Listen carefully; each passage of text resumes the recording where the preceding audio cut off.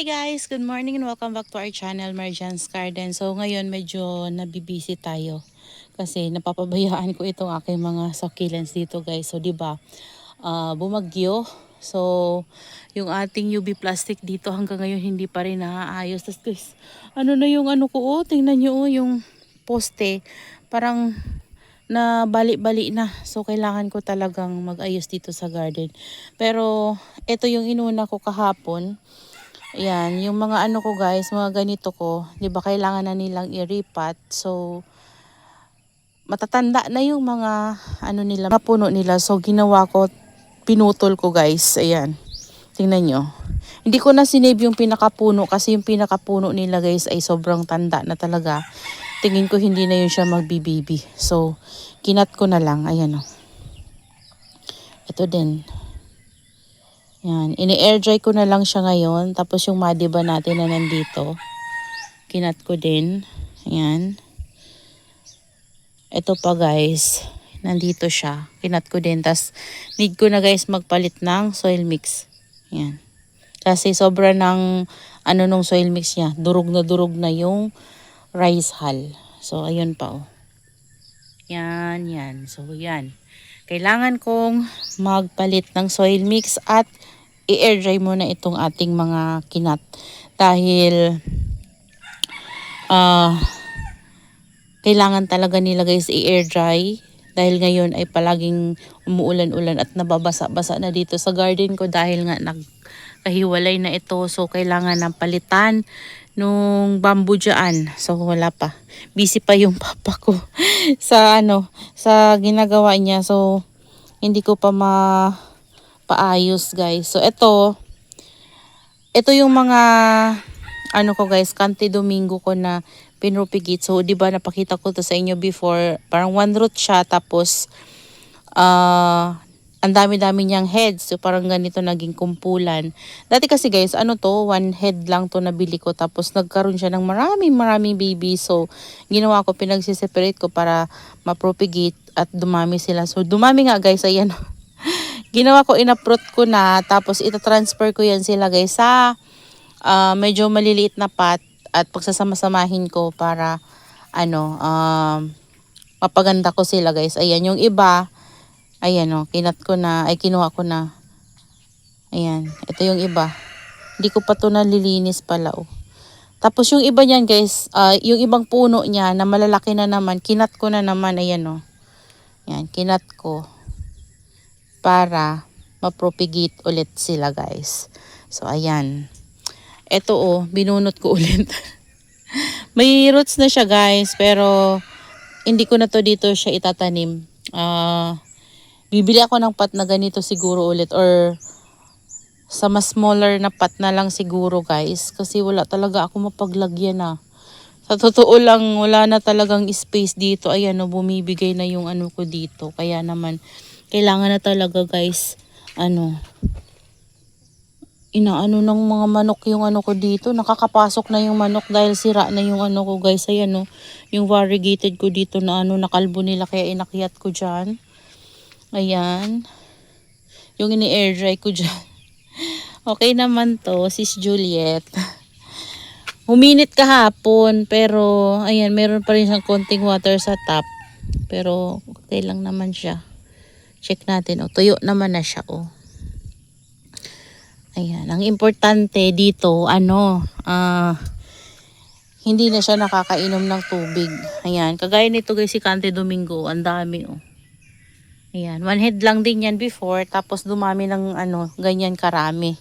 So yung nandiyan, plano kong ilagay yung UV plastic na yun guys. Galing dun sa aking mga lactea. Alam nyo ba guys, ay napakita ko na ata yun sa inyo, yung nadisgrasya yung mga lactea ko kasi natumba ng napakalakas na hangin.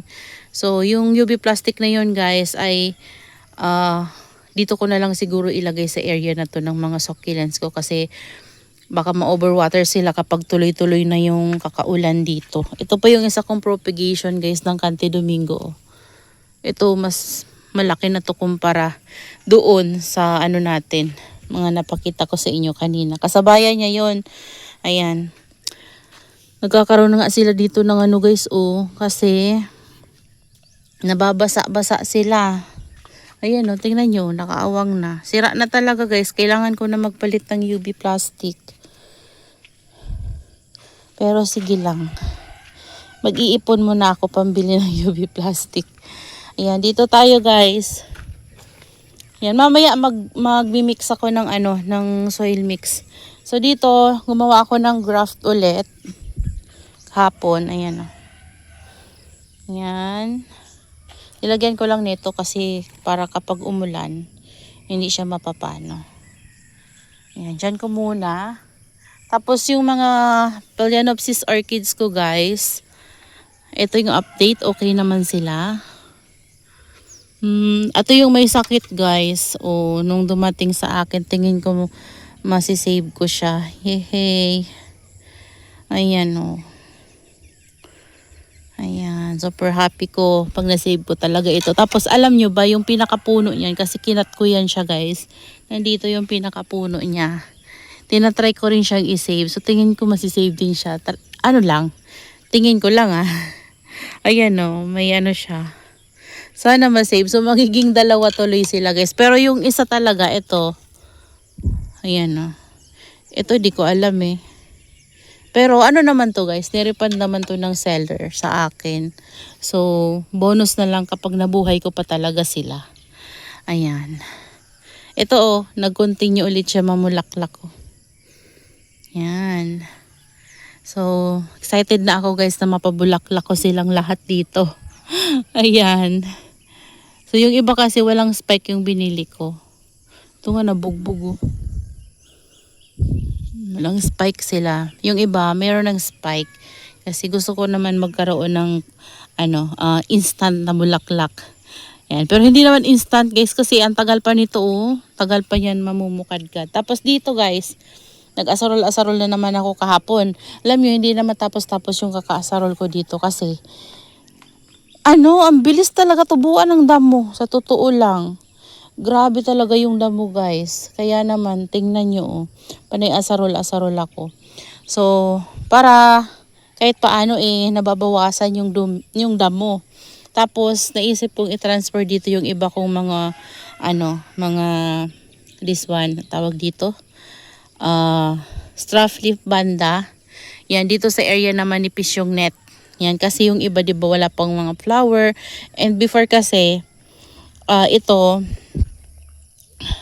dalawang ito guys, nilabas ko to sila dito. Tapos alam nyo ba dito sila nagkaroon ng flower spike. Kaya naman naisip kong i-transfer ulit sila dito. Ayan. Para magkaroon sila ng bulaklak. Ito nasira to guys dahil sa sa bagyo. Nalaglag kasi to sila. Nabugbog tingnan nyo. Ayan. Pero ang bango-bango talaga ng bulaklak nitong dalawang ito. Grabe. Sobrang bango. Grabe guys, sobrang bango talaga. Maliliit lang yung bulaklak nila, hindi kasing laki nung natin, ibang straw leaf banda dito. Pero grabe yung bango. Ayan, ito yung guys, diba? Ang ganda nito, malaki pero hindi siya mabango. Pero ito, grabe, sobrang bango. Gusto ko ito maparami. Ayan, tsaka alam nyo ba, gustong-gusto ko yung malalaking flower ng straw leaf banda, pero ngayon parang gusto ko bumili ng mga ganito. Kasi yung mga ganito talaga mababango. Ayan, ganda guys, ang bango-bango.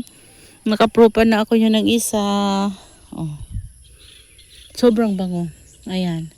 Tapos yung dito guys, ayan, itong area na to, nakulangan na siya, nabawasan na, 'di ba?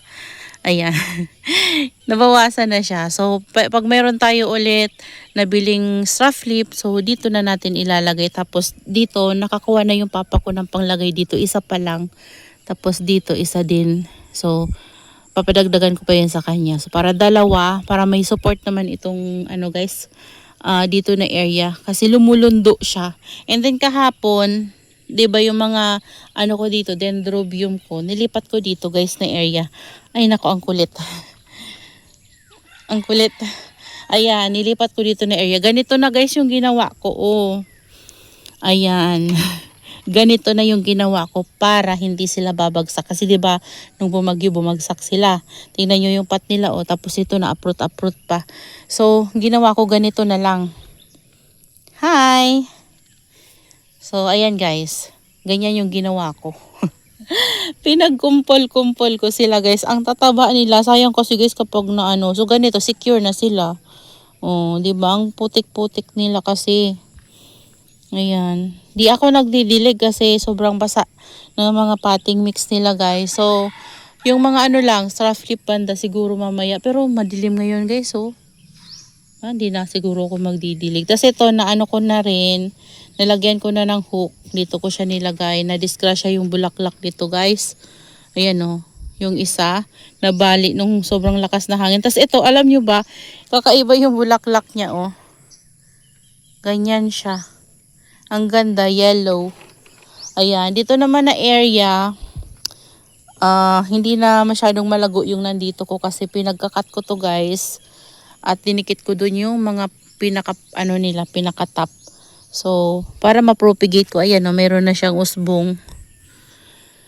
Ayan, para mapadami ko to sila guys. So, mamaya mag-asarol ulit ako. Para maano ko to. Ito yung napakalaki ko guys, oh. Ay, grabe, ang ganda. Lalong naging mas matingkad yung kulay niya guys. Grabe. Ang ganda. Ito hindi pa nag-open. Alam ko kulot to eh. Kasi kapag ganyan, kulot yan eh. Ito din. Si Airy King Pink. Parang ano siya, hindi siya Airy King Pink. Makikita natin yan guys. Kasi meron tayong Airy King Pink na mamumulaklak dito. Hindi ko na nga alam kung saan ko nilipat. Nilipat-lipat ko kasi nung ang lakas ng hangin. Baka, ay ito.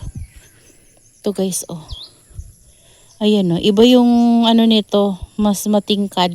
Parang maitim. Ayan yung spike. Tingnan natin guys kung ano yung ano nila. Kaibahan ng isa natin na Airy King Pink. Ayan dito madamo guys, oh. Saka ko na yan guys maayos siguro.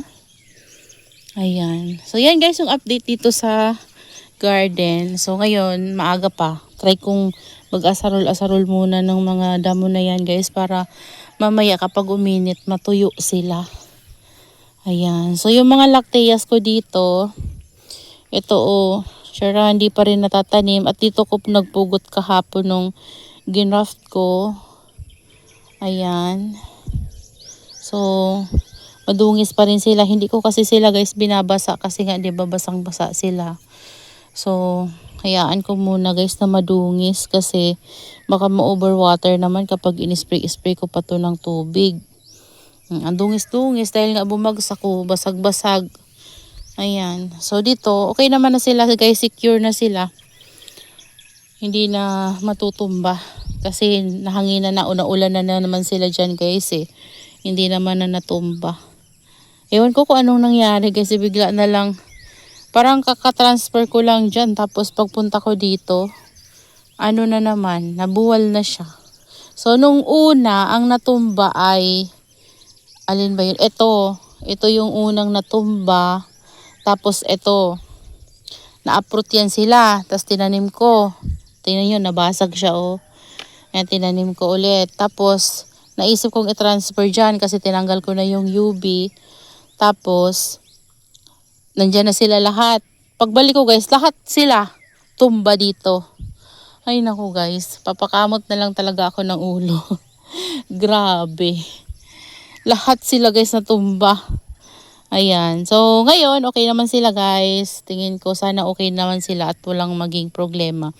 Ito yung ano ko guys. So, binili ko dati na dinikit ko dyan. Yehe, lumalaki na. Oh, ang ganda ng variegation nito. Kumpara dito, oh, yung galing kay Mylas. Iba. Ito talaga puting-puti. So, ayan na.